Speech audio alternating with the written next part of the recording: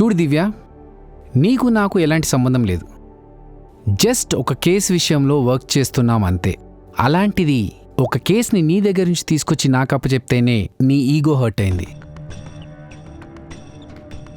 నీ కెరియర్లో ఇలాంటి కేసెస్ చాలా వస్తాయి.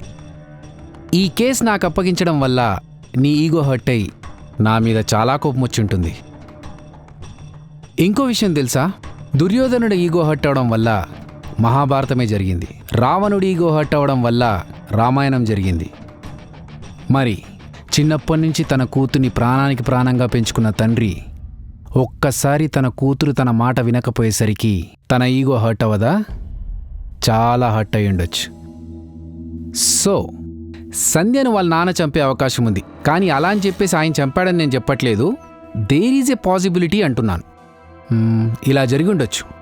సో ఈ కేసు సాల్వ్ చేయాలంటే సంధ్య కాల్ రికార్డ్స్ కావాలి, అలాగే వాళ్ళ నాన్న కాల్ రికార్డ్స్ కూడా కావాలి. అండ్ వాళ్ళు ఎవరెవరితో మాట్లాడారో తెలిస్తే ఈ కేసు తొందరగా సాల్వ్ చేయొచ్చు. ఏమంటారు? అండ్ ఈ కేసులో ఇన్వాల్వ్ అయిన అందరినీ ఎంక్వైరీకి పిలవండి. Okay sir. రాజు సార్, ఒక సెకండ్. క్లూస్ రికవరీ చేసినప్పుడు సంధ్య ల్యాప్టాప్ కూడా తీసుకొచ్చారు కదా? అవును సార్. ఒకసారి తీసుకురా. Okay sir. దివ్య చెప్పిన దాని ప్రకారం అపార్ట్మెంట్లో ఉండే ఎవరికీ హత్యతో సంబంధం లేదు. మరి హంతకుడు ఎవరై ఉంటారు? సంధ్యను చంపినవాడు ఎవరైనా సరే అపార్ట్మెంట్ గురించి పూర్తిగా తెలుసు. అంటే హంతకుడు అపార్ట్మెంట్కి చాలాసార్లు వెళ్ళి ఉంటాడు. సీసీటీవీ కూడా హ్యాక్ చేశాడంటే హంతకుడు కంప్యూటర్ ఎక్స్పర్ట్ అయి ఉండాలి, మంచి ఎడ్యుకేటెడ్ కూడా. హంతకునికి పోలీసులు ఎంక్వైరీ ఎలా చేస్తారో బాగా తెలుసు. అందుకే ఎక్కడా ఎలాంటి ఆధారాలు లేకుండా చేశాడు. అయినా సంధ్యను చంపాల్సిన అవసరం ఎవరికుంది? ఇంత పర్ఫెక్ట్ మర్డర్ నా కెరియర్లోనే చూడలేదు. హత్య చేసిన వాడెవరైనా సరే ఈజ్ వెరీ ఇంటెలిజెంట్. ఎంత ఇంటెలిజెంట్ అయినా ఎక్కడో ఒక దగ్గర ఒక చిన్న క్లూ వదులుతాడే.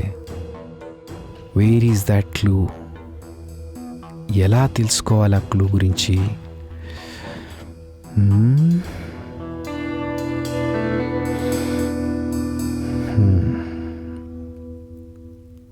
ఒకసారి అందరితో మాట్లాడితే కానీ ఎక్కువ ఇన్ఫర్మేషన్ గ్యాదర్ చేయలేం. So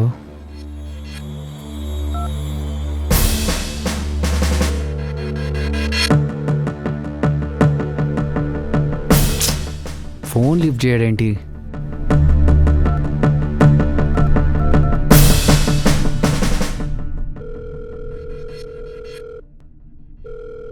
hello Ranga.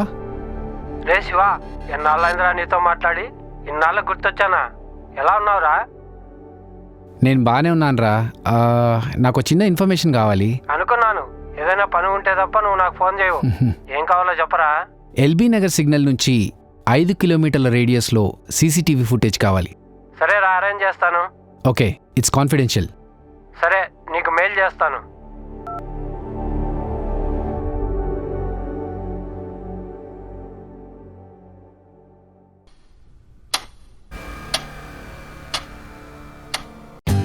For more updates, like, comment, subscribe to our channel.